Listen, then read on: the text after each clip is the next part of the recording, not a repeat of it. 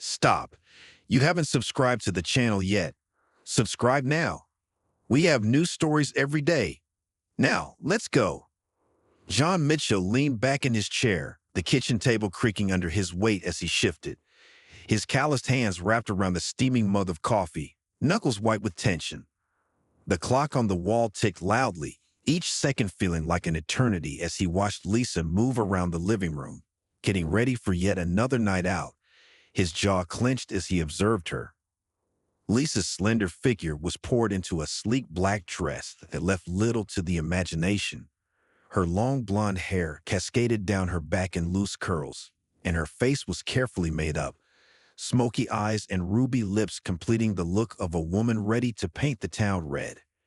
John's stomach churned with a mixture of anger and disappointment.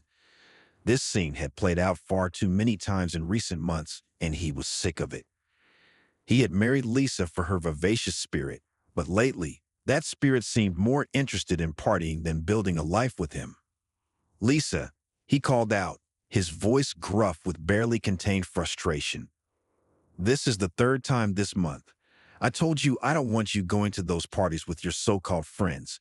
Nothing good comes from them." Lisa barely spared him a glance, continuing to apply her lipstick in the hallway mirror. "Who do you think you are, John, telling me what to do? I'm a grown woman. I don't need your permission." The dismissive tone in her voice made John's blood boil. He slammed his coffee mug down on the table, dark liquid sloshing over the rim and staining the worn wood. In 3 quick strides, he was at the entrance to the hallway, his muscular frame filling the doorway. "If you walk out that door, don't bother coming back," he said, his voice dangerously calm. "I'm serious, Lisa. I won't tolerate this anymore." Lisa whirled to face him, her eyes flashing with defiance. "And who do you think you are? You don't own me. I'll do whatever I want." She snatched up her purse from the side table, the beaded clutch glinting in the dim light of the hallway. Without another word, she brushed past John, the scent of her perfume lingering in the air. The front door slammed shut behind her with the finality that echoed through the suddenly silent house. John stood there, staring at the closed door, his mind racing. This wasn't just about tonight. This was about months of neglect, lies, and a growing distance between them that seemed insurmountable. He'd tried talking, compromising, but nothing seemed to get through to Lisa anymore. As the initial shock of her departure wore off, a cold determination settled over John. He wasn't going to let this go. Not this time. He needed answers. And he was going to get them tonight. Grabbing his jacket from the coat rack, John headed out into the cool night air. He knew where Lisa and her friends usually went, a trendy nightclub downtown that always seemed to have a line around the block. Tonight, he wasn't going there to party. He was going to find out exactly what his wife had been up to all these nights. The drive downtown was a blur of streetlights and honking horns. John's knuckles were white on the steering wheel, his mind playing out various scenarios of what he might find, none of them good. He parked across the street from the nightclub, the pulsing beat of the music audible even from inside his car. The sidewalk was crowded with people waiting to get in, laughing and chatting, oblivious to the turmoil in John's mind. An hour crawled by, each minute feeling like an eternity. John's eyes scanned the crowd relentlessly, looking for any sign of Lisa. Just as he was beginning to think she might have gone somewhere else, a taxi pulled up. John's breath caught in his throat as he watched Lisa step out, followed by her friend. But it was the third person who emerged from the taxi that made John's blood run cold. Eric Thompson. John recognized him immediately, the smooth-talking nightclub promoter who always seemed to be hanging around Lisa and her friends. He was younger than John, with perfectly styled hair and the kind of easy charm that John had always distrusted. As John watched, frozen in his seat, Eric approached Lisa. There was no mistaking the familiarity between them. Lisa's arms wrapped around Eric's neck, her body pressing against his as she laughed at something he said. Eric's hands settled on the small of her back, lower than could be considered friendly. The betrayal hit John like a physical blow. He had suspected, of course, the late nights, the secrecy, the growing distance between them. It all made sense now. But seeing it with his own eyes was something else entirely. For a moment, John considered storming across the street, confronting them right there in front of everyone. His hands clenched into fists, the urge to lash out almost overwhelming. But as he watched Lisa place her hand on Eric's chest, laughing up at him as they walked into the club together, a different kind of resolve settled over John. This wasn't going to be solved with a public confrontation. No, this required a different approach. John started the car, his mind already formulating a plan. He'd confront Lisa, but on his terms, when the time was right. Tonight, he'd seen enough. The drive home was silent, the radio off as John replayed the scene in his mind over and over. By the time he pulled into the driveway, his initial shock had hardened into a cold, implacable anger. Inside the house, John didn't bother turning on the lights. He sat in the darkness of the living room waiting. Hours ticked by, but he barely moved, his mind focused on what needed to be done. It was nearly 2 a.m. when he heard the sound of a key in the lock. The front door opened, and Lisa stumbled in, giggling to herself. The smell of alcohol and unfamiliar cologne wafted in with her. John remained seated, his voice cutting through the darkness. "Get out." Lisa jumped, startled by his presence. She fumbled for the light switch, blinking in confusion as the room was suddenly illuminated. "What are you talking about?" she asked, her words slightly slurred. John stood slowly, his face a mask of controlled fury. "Your things are packed. They're outside. You won't be living here anymore." Lisa's expression shifted from amusement to shock as the gravity of the situation began to sink in. She took a step toward him, her hand reaching out. "You're throwing me out? You're serious?" Without a word, John walked to the front door and yanked it open. Outside, neatly stacked on the porch, were several suitcases and boxes, all of Lisa's belongings. "Go be with Eric," John said, his voice devoid of emotion. "You two deserve each other. And don't come back." The color drained from Lisa's face as she realized John knew about Eric. "Wait, John," she started, panic creeping into her voice. But John was done listening. He grabbed her arm, his grip firm but not harsh, and guided her toward the door. Lisa stumbled onto the porch, her high heels catching on the welcome mat. Before she could turn around, John slammed the door shut, the lock clicking into place with a finality that echoed through the house. On the other side of the door, Lisa began to pound her fists against the wood. "John, open the door. We need to talk about this." But John didn't respond. He stood there, listening to her pleas and feeling nothing. The woman he had loved, the life they had built together, it all seemed like a distant memory now. As Lisa's cries grew more desperate, John turned and walked away from the door. He had decisions to make, a life to rebuild, and for the first time in their marriage, he was putting himself first.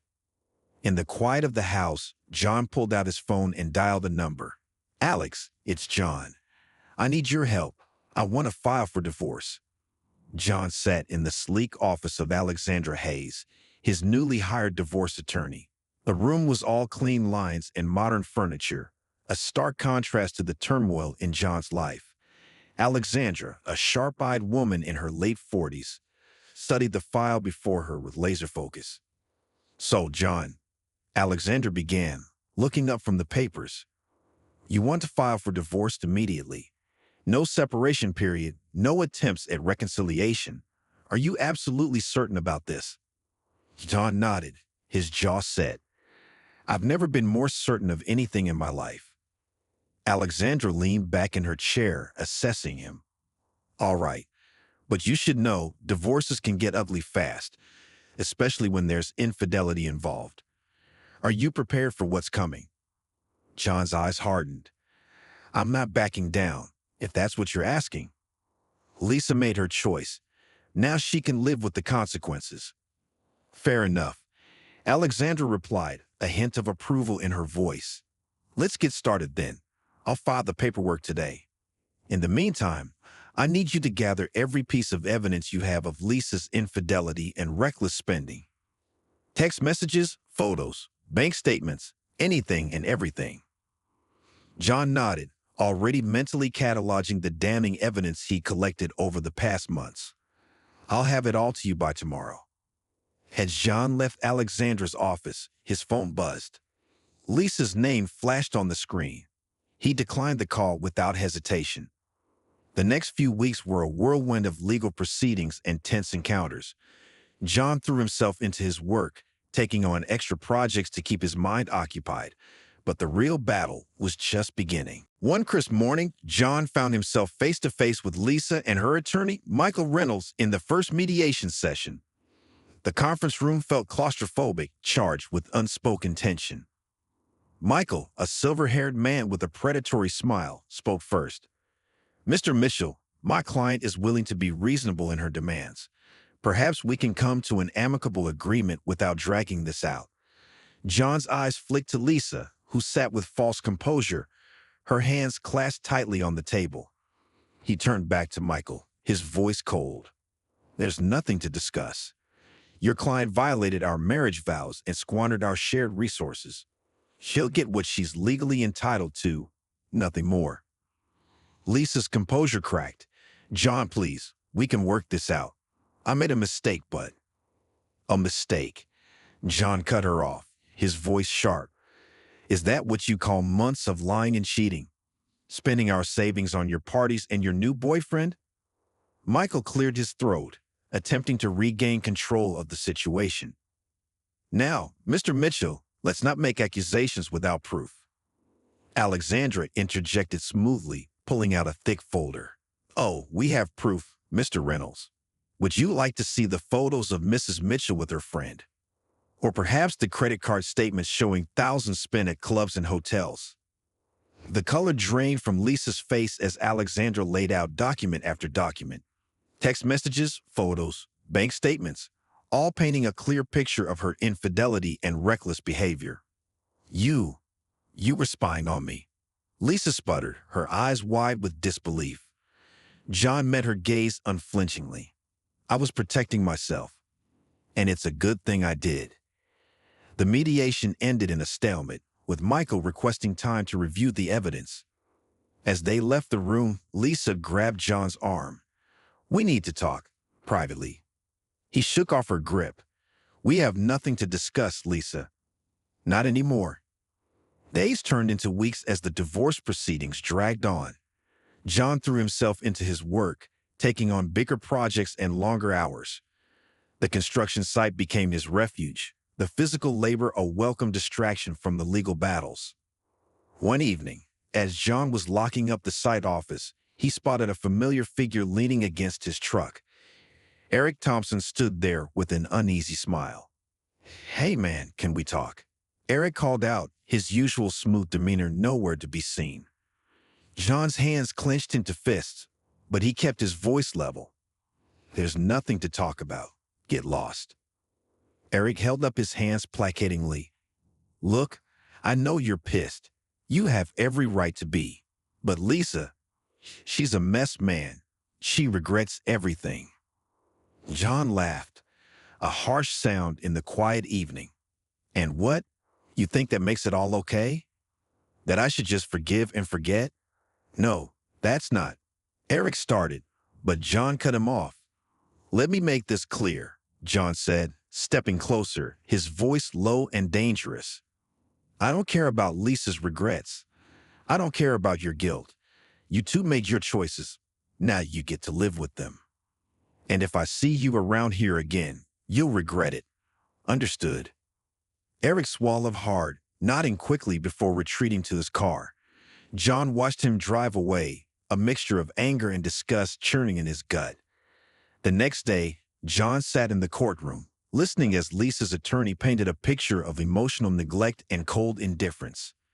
Michael's voice dripped with false sympathy as he described Lisa as a lonely, misunderstood wife driven to seek comfort elsewhere.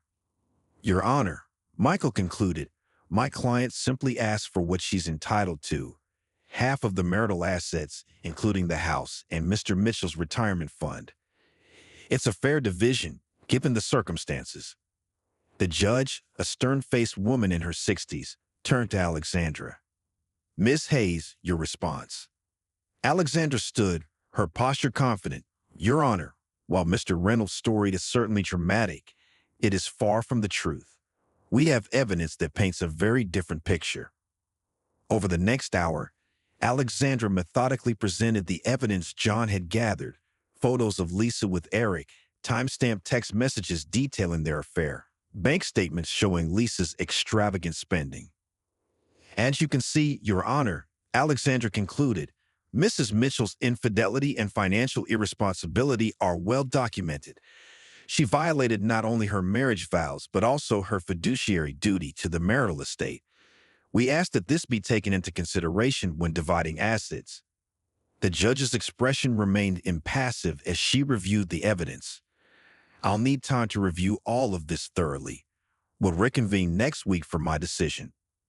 As they left the courtroom, John caught sight of Lisa huddled with her attorney, her face pale and drawn. For a moment, he felt a twinge of something, not quite pity, but a recognition of how far they'd fallen. The week dragged by, each day feeling longer than the last. John buried himself in work, staying late at the construction site, going over plans and budgets long after everyone else had gone home. Finally, the day of the judge's decision arrived. John sat straight back in the courtroom, his face a mask of calm. Across the aisle, Lisa fidgeted nervously, her eyes darting between John and the judge's bench. The judge entered, her face serious as she took her seat. After careful consideration of all evidence presented, I'm ready to deliver my ruling. John held his breath, acutely aware of Lisa doing the same across the aisle. In the matter of division of assets, the judge continued, I find in favor of Mr. Mitchell. Mrs. Mitchell's documented infidelity and financial irresponsibility have significantly impacted the marital estate. Therefore, the house and the majority of shared assets will remain with Mr. Mitchell. Mrs. Mitchell will retain her personal belongings and a small portion of the savings account. A gasp escaped Lisa's lips, quickly stifled. John remained still, his expression unchanged. Furthermore, the judge added, given Mrs. Mitchell's current unemployment and the circumstances of the divorce, no alimony will be awarded. This decision is final. Court is adjourned. The bang of the gavel echoed through the courtroom. John stood, shaking Alexandra's hand firmly. Thank you, he said simply. As they turned to leave, Lisa rushed over, her eyes wild. John, please. You can't do this to me. Where am I supposed to go? What am I supposed to do? John looked at her, really looked at her, for the first time in months. The woman he had loved was barely recognizable in the desperate figure before him. You'll do what you always do, Lisa, he said, his voice devoid of emotion. You'll figure it out, but you'll do it without me. With that, John walked out of the courtroom, leaving behind the shattered remains of his marriage and the woman who had broken his trust. As he stepped into the sunlight, he felt a weight lift from his shoulders. The battle was over. He had won. But as he drove home to the house that was now indisputably his, John knew that the real challenge lay ahead, rebuilding his life, learning to trust again, figuring out who he was outside of his failed marriage. It wouldn't be easy. But for the first time in a long time, he felt ready to face whatever came next. John stood at the threshold of his home, key in hand, staring at the front door. The house loomed before him, quiet and still. For the first time in months, he knew he wouldn't find Lisa inside, wouldn't have to brace himself for another argument or endure the tense silence that had become their norm. He pushed the door open, the familiar creak of hinges echoing through the empty space. The living room was bathed in the warm glow of the setting sun, dust motes dancing in the light. John's footsteps echoed as he made his way to the kitchen, each sound a reminder of his solitude. Opening the fridge, he grabbed a bottle of beer, twisting off the cap with a practice motion. He walked to the back porch, settling into his favorite chair. The wood creaked under his weight as he leaned back, taking a long swig of the cold beer. As the sky darkened, painting the horizon in shades of orange and purple, John let out a deep breath. The weight of the past years seemed to lift off his shoulders with each passing moment. The silence, which once felt oppressive, now felt like peace. No more games, he muttered to himself, raising his bottle in a solitary toast. He took another sip, savoring the bitter taste. His mind wandered to the future stretching out before him. For the first time in a long time, he felt a sense of possibility, of potential untapped. The sound of his phone ringing broke through his reverie. John glanced at the screen, seeing his friend Mike's name flash. "Hey, Mike," John answered, his voice gruff from disuse. "John, my man." Mike's voice boomed through the speaker. "Heard the news. The divorce is final, huh?" John grunted in affirmation. "Yeah, it's done." "Listen," Mike continued, his tone softening slightly. "A bunch of us are heading out for drinks. Why don't you join us? Celebrate your freedom, you know." John hesitated, the invitation stirring a mix of emotions. Part of him wanted to stay in his solitude, to process everything that had happened. But another part, a part he hadn't listened to in a long time, urged him to accept. "You know what," John said, surprising himself. "I think I will. Text me the address." An hour later, John found himself in a dimly lit bar, surrounded by the hum of conversation and the clinking of glasses. Mike clapped him on the back as he approached the table where his friends were gathered. "There he is," Mike exclaimed, raising his glass to John.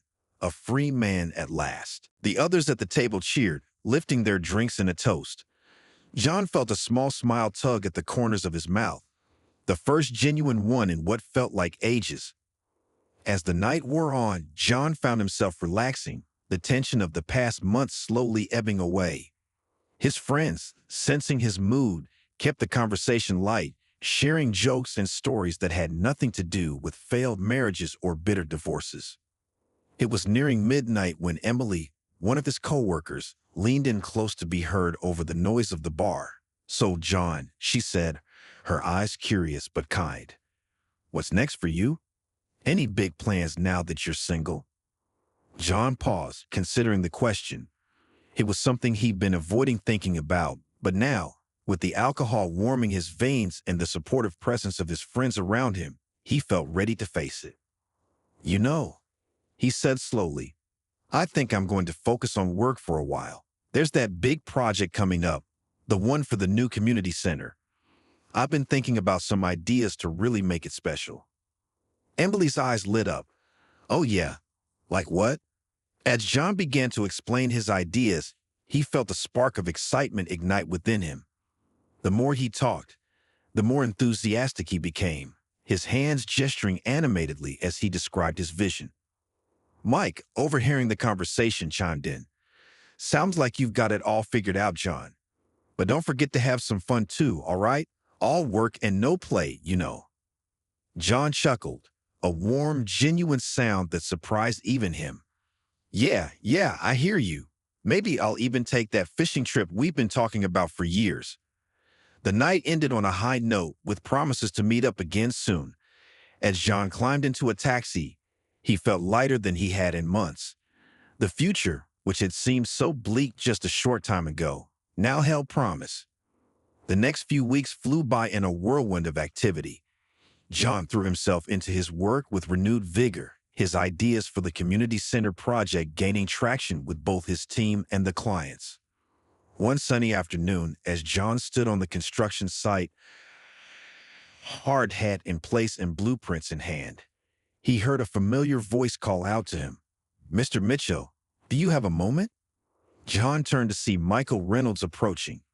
The sight of the man sent a jolt of tension through John's body, memories of the bitter court battles flooding back. "Mr. Reynolds," John acknowledged, his voice cool. "What can I do for you?" Michael shifted uncomfortably, clearly ill at ease in the dusty construction site. I wanted to apologize, Mr. Mitchell, for everything that happened during the divorce proceedings. It was unprofessional of me to push things as far as I did." John studied the man, noting the signs of stress etched on his face. "That's what you were paid to do, wasn't it? Push things as far as you could." Michael nodded, a rueful expression crossing his face. "Yes, but Well, let's just say I've had some time to reflect on my methods. Your ex-wife, she wasn't entirely truthful with me about the circumstances of your marriage. John's jaw clenched at the mention of Lisa. Is that so? Yes, Michael continued, his voice low. She's been struggling since the divorce. Tried to file a complaint against me with the Bar Association, claiming I mishandled her case. It didn't go anywhere, of course, but it made me realize some things. John remained silent, waiting for Michael to get to the point. Anyway, Michael said, clearing his throat, I just wanted to say I'm sorry, and, well, I admire how you handled yourself throughout the whole ordeal. It couldn't have been easy. John considered the man's words, feeling the last vestiges of anger toward him fade away. Thank you, Mr. Reynolds. I appreciate you saying that. As Michael walked away, John turned back to his blueprints, his mind already refocusing on the task at hand. The encounter, brief as it was, felt like the closing of a chapter. Weeks turned into months, and John found himself settling into a new rhythm. His days were filled with work, his evenings with a mix of quiet solitude and occasional outings with friends. The house, once a reminder of his failed marriage, slowly became a sanctuary. One crisp fall evening, as John was leaving his office, he ran into Emily in the parking lot. Hey, John, she called out, waving. Heading home. John nodded, offering a small smile. Yeah, thought I'd call it a day. You. Emily hesitated for a moment, then seemed to make up her mind about something. Actually, I was wondering if you'd like to grab dinner. There's this new Italian place I've been wanting to try. John blinked, caught off guard by the invitation. He studied Emily's face, noting the hint of nervousness in her eyes. For a brief moment, he felt a flicker of panic, old fears and doubts threatening to surface. But then he took a deep breath, pushing those feelings aside. This wasn't Lisa. This was Emily, someone he'd known and respected for years, someone who had been there for him during the darkest days of his divorce. You know what, John said, surprised by the warmth in his own voice. That sounds great. Lead the way.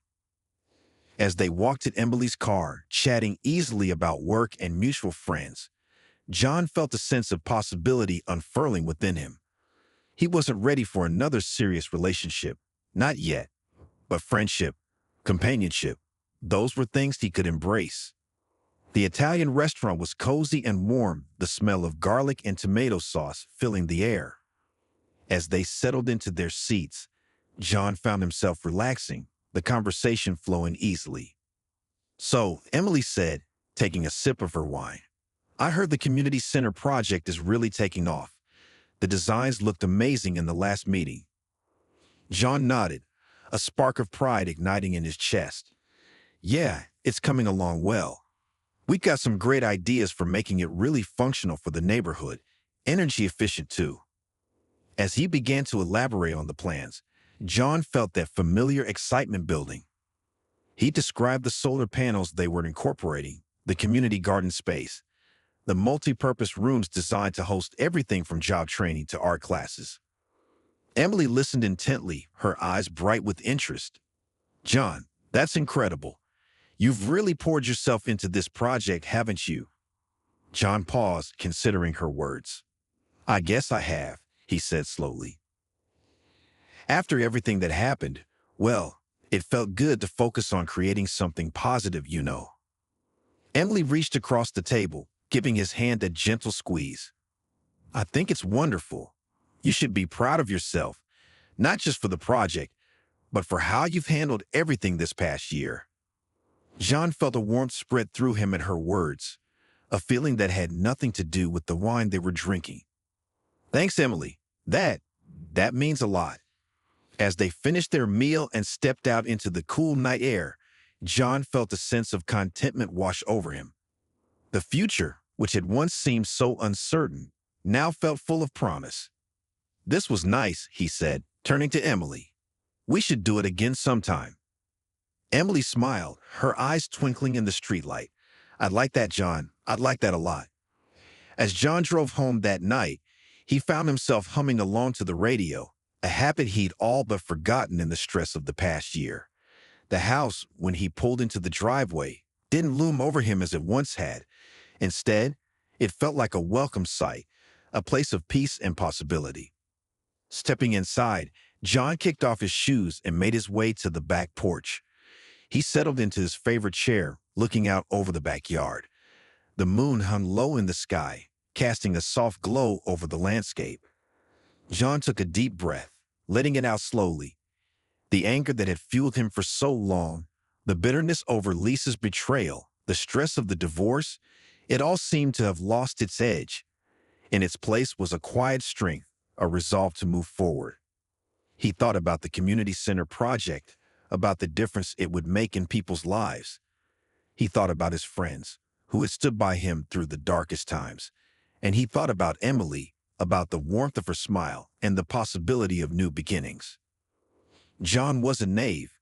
He knew there would still be challenges ahead, moments of doubt and difficulty. But for the first time in a long time, he felt ready to face them. He had weathered the storm of his failed marriage and come out stronger on the other side.